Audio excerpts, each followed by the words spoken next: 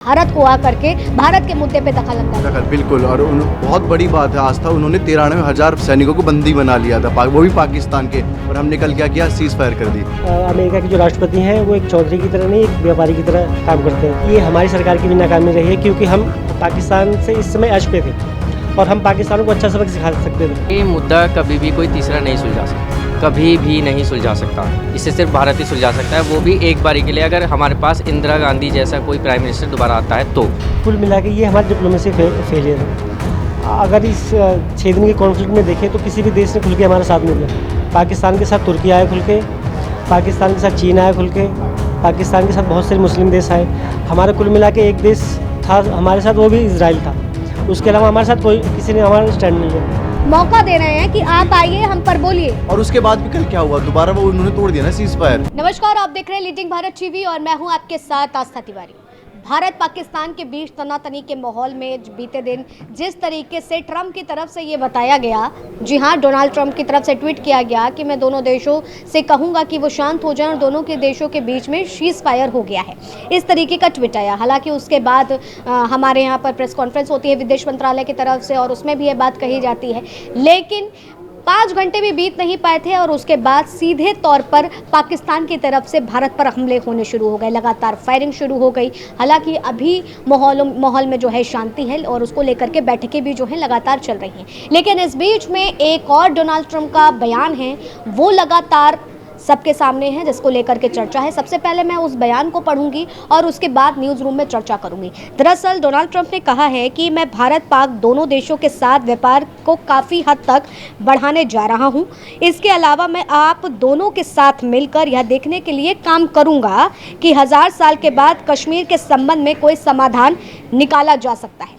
यानी कि तो सबसे पहले अमेरिका जिस तरीके से ये बताने का प्रयास कर रहा है कि मैंने दोनों देशों के बीच में शांति करवा दी है, सीज फायर हुआ है, दोनों तरफ से जो है चीज़ें जो है देखने को मिल रहा है, लेकिन उस बीच में जो इस तरीके का बयान है, तो कहीं ना कहीं इस बीच में देखने को ये भी समझ सकते हैं कि क्या अमेरिका चाहता है कि एक मियान में 2 तलवारें आ जाएं। और अमेरिका जिस तरीके से बोल रहा है और उसके बाद सीज फायर हुआ है, जिसके बाद देश में भी काफ़ी ज़्यादा आक्रोश है कि भारत को इस तरीके से पीछे नहीं हटना चाहिए। हालांकि हमने पाकिस्तान को जो है दांतों तले चने चबवाने का काम किया है, लेकिन तन्मय, कल जब ये खबर आती है, खबर के बाद अब ये ट्वीट, सबसे पहले मैं आपका रिएक्शन जानना चाहती हूँ। आस्था, सबसे पहले तो मेरा खुद ये सवाल है कि वो तीसरा पंचायती ताव क्यों बन रहा है हम दोनों देश के बीच में, जब हम ये खुद मुद्दा हम सुलझा नहीं पाए हैं, तो वो तीसरा क्या सुलझा पाएगा। और मेरा सबसे पहले मुद्दा ये था, कल सीज फायर क्यों हुआ। हमारा मुद्दा तो आतंक को ख़त्म करना था ना, क्या हमने कर दिया वो ख़त्म। हमारा उद्देश्य सीज फायर तो था ही नहीं, हमें आतंक को ख़त्म करना था या हमें बस युद्ध रुकवाना था। हमारा ये मुद्दा कभी से था ही नहीं, पर वो आता है और युद्ध को आगे चला जाता है। अमेरिका जिस तरीके से अपनी राजनीति करता हुआ नजर आ रहा है, और आप तो ट्विटर पे इतना ज़्यादा एक्टिव रहते हैं, सारी चीज़ें हैं, और उसमें जो ये देखने को मिल रहा है कि एक इंदिरा गांधी का स्टेटमेंट कि किस तरीके से उन्होंने, जब उनसे सीज फायर को लेकर के बात कही गई थी उस दौरान, तब उन्होंने कहा था कि कोई भी देश इतना सक्षम नहीं है कि भारत को आकर के भारत के मुद्दे पे दखल अंदाजी करे। बिल्कुल, और बहुत बड़ी बात है आस्था, उन्होंने 93,000 सैनिकों को बंदी बना लिया था, वो भी पाकिस्तान के, और हमने कल क्या किया, सीज फायर कर दी, युद्ध रोक दिया। ये कौन सा तुक हुआ। हमें मोदी सरकार पे इतनी बड़ी उम्मीद थी कि वो कुछ करेंगे, एक्ट ऑफ वॉर, उन्हें जैसे एक्ट ऑफ वॉर की भी खबर आई थी बीच में, हमें लगा कि अब पाकिस्तान का सफाया हो जाएगा, पीओके हमारा है, पर क्या हुआ, सीज फायर हो गई कल। और उसमें ट्रंप का ये बयान आया कि वो दोनों देशों के साथ व्यापार बढ़ाएंगे। ये क्या मतलब है, तुम एक ही देश के साथ रहो ना फिर, या तो फिर हम ट्रंप के भी बाइकआउट कर सकते हैं। फिर हर बार देखा गया है कि अमेरिका जो है अपनी ही राजनीति करता हुआ दिखता है, उसको इस बात से मतलब नहीं होता है कि दोनों देशों के बीच में किस तरीके का तनाव है, क्या कुछ है, लेकिन उसे अपनी राजनीतिक रोटियां सेकनी होती है। आज तक हम उसे अपनी रोटियां सेकने दे रहे हैं। उसने जब इसका इजराइल और गाजा का, उसने उस पर नहीं बोला, इसका रशिया और उसका चल रहा है यूक्रेन का, उसमें कुछ नहीं बोला, पर हम उसमें हमारे बीच में बोल रहा है, क्योंकि हम उसे बोलने दे रहे हैं। तो कहीं ना कहीं हमारे अंदर कमी है कि हम उसको बोलने का मौका दे रहे हैं। मयंक, लगातार इस खबर पर अपडेट तुम्हारे हैं, लगातार तुम सारी चीज़ें देख रहे हो। सबसे पहले शुरू से लेकर के अभी तक का बताओ कि जो ये बयानबाजी चल रही है, ट्रंप इतना ज़्यादा खुल करके भारत के विषय में बोलना चाह रहे हैं, कहाँ तक से।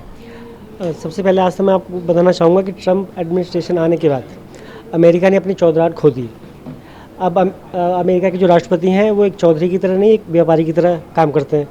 कल रात को हमने देखा कि अमेरिका और चीन की बिजनेस को लेकर कोई बात चल रही थी, और चीन के राष्ट्रपति शी जिनपिंग बिना कुछ बताए छोड़ के चले गए मीटिंग को बिना अमेरिका को कोई एक्सप्लेनेशन दिए। उसके बाद ट्रंप का बयान आया कि हम भारत और पाकिस्तान के बीच अच्छा ट्रेड करेंगे। तो ट्रंप अमेरिका को जो हम द्वितीय विश्व युद्ध के बाद एक चौधरी के रूप में जानते थे, उसकी चौधराहट अब खत्म हो रही है। अब वो एक व्यापारी के रूप में काम कर रहा।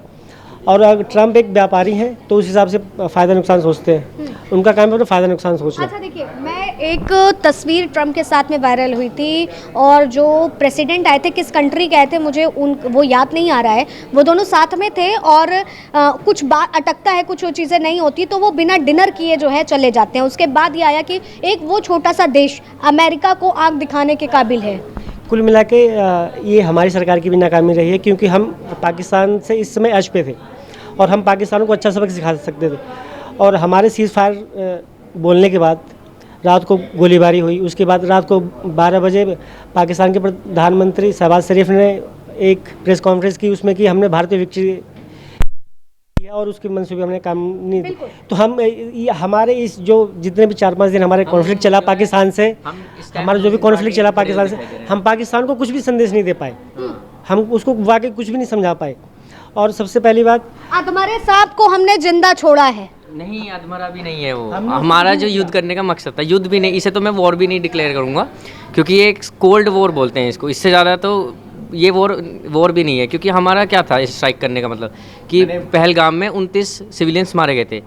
तो ये फैसला आज और इसी मुद्दे पे ही हो जाना चाहिए था। सीज़ फायर सुन के ऐसा लग रहा है कि हम लूजिंग पार्टी में हैं, क्योंकि ना तो हमने पहलगाम के जो 29 सिविलियंस मारे थे उनको अन्याय मिला, ना हमने पीओके का मुद्दा सुलझाया, और क्या बोलते हैं पूरे देश से बाहर भी हमारी मीडिया की मजाक बन रहा है कि बस फैला रहा है कि आज जीत गए, पर हुआ कुछ नहीं है। हाँ, और ट्रंप का इस बीच में कूदने का, पीओके की बात करी तो मतलब कि जिस तरीके से अमेरिका पप्पा बनने का प्रयास जो लगातार कर रहे हैं और वो ये स्टेटमेंट दे रहे हैं कि मैं 1000 साल देखूंगा कि कश्मीर का मुद्दा सुलझ सकता है या नहीं। ये मुद्दा कभी भी कोई तीसरा नहीं सुलझा सकता, कभी भी नहीं सुलझा सकता। इसे सिर्फ भारत ही सुलझा सकता है, वो भी एक बारी के लिए, अगर हमारे पास इंदिरा गांधी जैसा कोई प्राइम मिनिस्टर दोबारा आता है तो।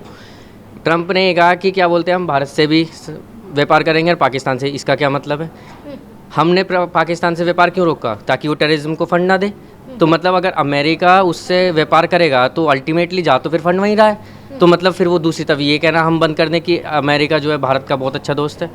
निश्चित तौर पर लगातार विदेश अमेरिका नहीं, ट्रंप ने बात बोली है। अमेरिका तो कभी से भारत के साथ नहीं था। प्रेसिडेंट रिप्रेजेंट करता है कंट्री को, तो इसलिए मैं अमेरिका शब्द बोल रहा हूँ। अमेरिका भी डजंट मीन कि अमेरिका के लोग भी वहाँ पे भारतीय भी रहते हैं। तो सॉफ्ट कॉर्नर वाली बात है बहुत ज़्यादा। मयंक की बहुत सही बात है कि क्या बोलते हैं कि चौधराहटपन खो दिया अमेरिका ने जब से ट्रंप आया। ट्रंप की जो माइंडसेट है वो वैसे ही बिजनेसमैन है एक बहुत बड़े, तो वो कंट्री को एज ए बिजनेस चलाना चाहते हैं। आप देखिए कि मयंक, अब ये मुझे बताओ कि जब अमेरिका में वोट होते हैं, अमेरिका में चुनाव आते हैं तो हमारे भारत के प्राइम मिनिस्टर वहाँ जाते हैं, ट्रंप का सपोर्ट करते हैं, सारी चीज़ें देखने को मिलती हैं। तो अब ऐसे में क्या जिस तरीके से अमेरिका खेलने का प्रयास कर रहा है दोनों के देशों के बीच में, मतलब एक क्लास का टीचर और दोनों देशों के लोगों को ऐसे बैठा रहा, नहीं तुम भी शांत रहो तुम भी शांत रहो, ये चीज़ कब तक? कुल मिला के ये हमारी डिप्लोमेसी फेलियर है। अगर इस 6 दिन के कॉन्फ्लिक्ट में देखें तो किसी भी देश ने खुल के हमारा साथ नहीं दिया। पाकिस्तान के साथ तुर्की आए खुल के, पाकिस्तान के साथ चीन आए खुल के, पाकिस्तान के साथ बहुत सारे मुस्लिम देश आए। हमारा कुल मिला के एक देश था हमारे साथ, वो भी इजराइल था। उसके अलावा हमारे साथ कोई किसी ने हमारा स्टैंड नहीं लिया।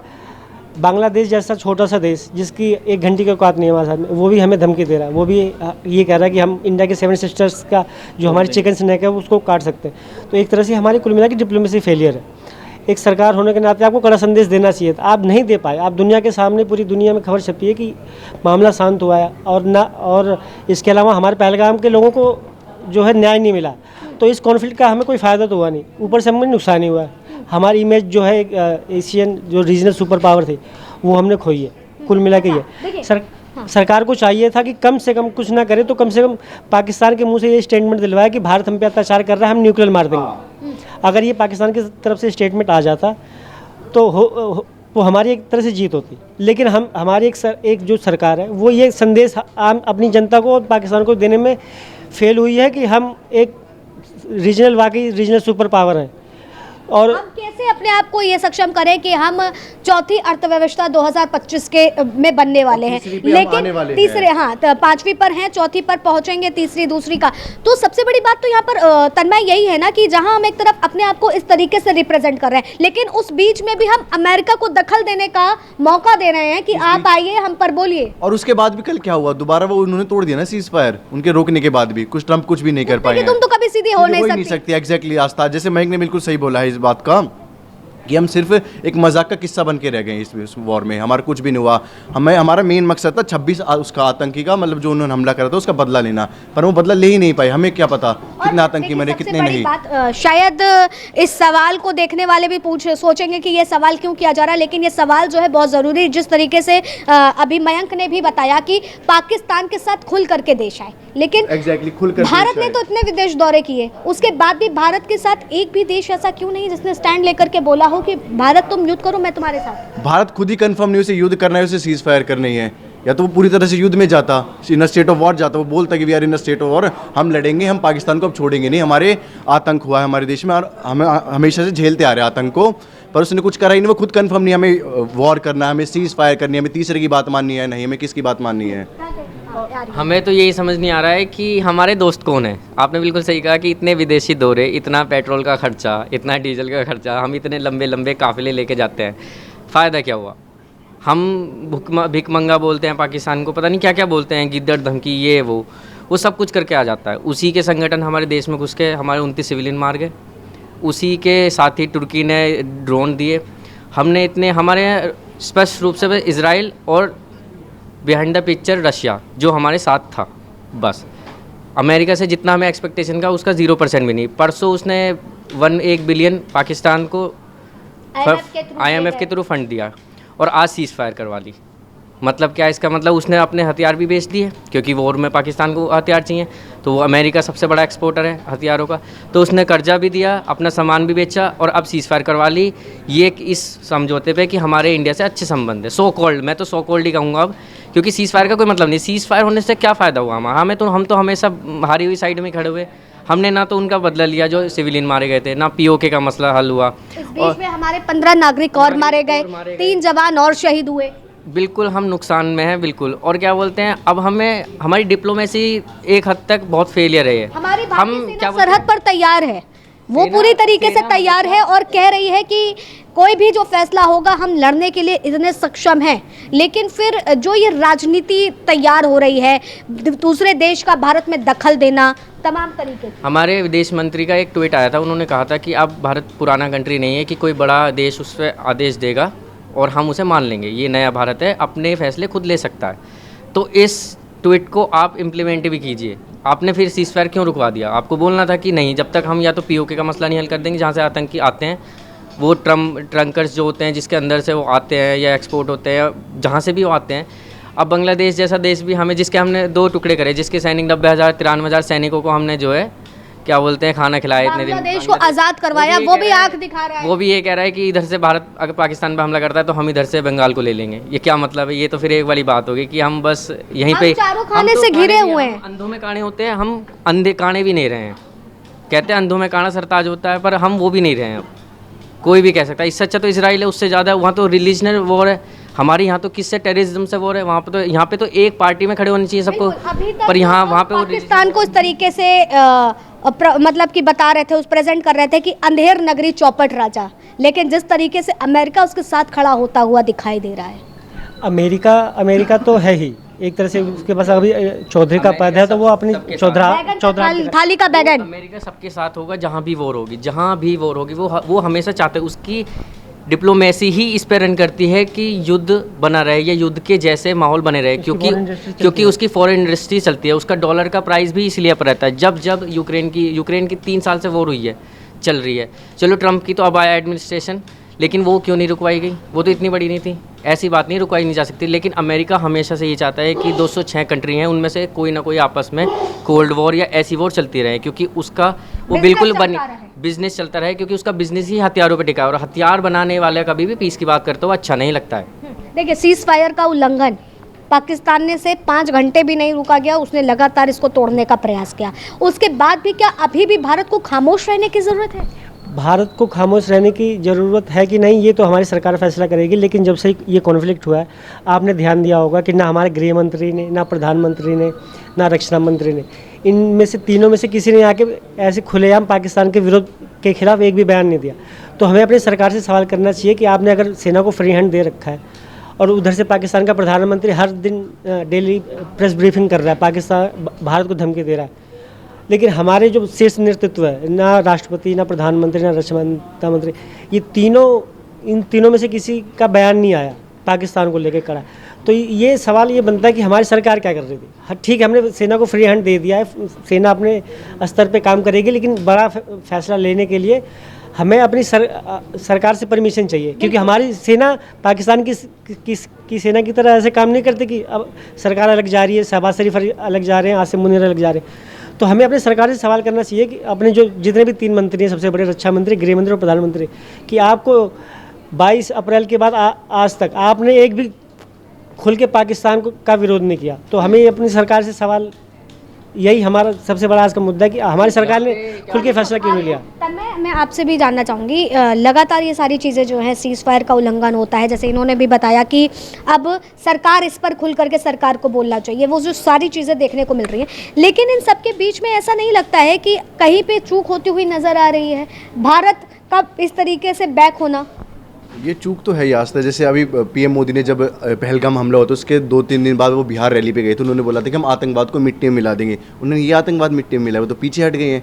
हमारा मुद्दा तो यही था ना कि हमें आतंकवाद को मिटाना है, उधर जड़ से ख़त्म करना है। हम पीओके भी ले सकते थे उस मुद्दे में, पर हम ले ही नहीं पाए कुछ भी। और दूसरी बात ये देखिए, अमेरिका एक तरफ दावा कर रहा है, दोनों देशों में शांति बनाने का वो कर रहा है, दूसरी तरफ जब पहलगाम हमला होता है उसमें बोलता है कि हम आतंकवादियों का समर्थन नहीं करते। ठीक है, पाकिस्तान की तरफ से उन्हीं के आका नेताओं द्वारा क्या बयान दिया जाता है कि हमने आतंक को अमेरिका के कहने पर पाला, इस तरीके के स्टेटमेंट आते हैं। ठीक है, और उसके बाद में जब आतंकियों का जनाजा जाता है तो वहाँ पर पाकिस्तानी सेना, ठीक है, और पूरी आर्मी होती है वहाँ पे पाकिस्तान की है, पाकिस्तान के फ्लैग में उस जनाजे को विदा किया जाता है, और उस बीच में बड़े बड़े से नेता, प्राइम मिनिस्टर वहाँ के जो है फूल जा रहे हैं। तो जब इस तरीके की चीज हो तो इस तरह से हम इसको नहीं कह सकते कि वाकई जो पाकिस्तान का पहला स्टेटमेंट था कि अमेरिका ही मुझे आतंकवाद फैलाने करने को कह रहा है, वो सही नहीं साबित, वो बिल्कुल सही साबित हो रहा है इस स्टेटमेंट से। और जो ट्रंप ने कल ये सबूत भी दे दिए हैं उसकी सीज फायर रुकवा के, और दोबारा ये बोल के कि हम दोनों देश के व्यापार बढ़ाएंगे, इससे पूरा साबित होता है कि वो पीछे से अपनी अलग राजनीति कर रहा है,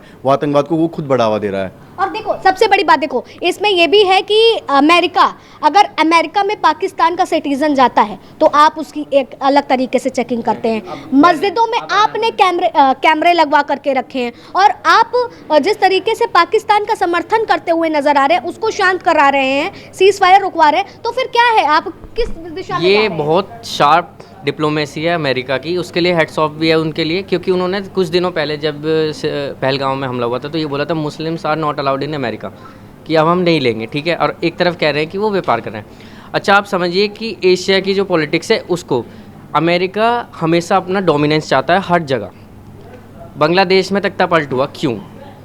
वो अपना डोमिनेंस चाहता था वहाँ पे, शेख हसीना विरोध में थी।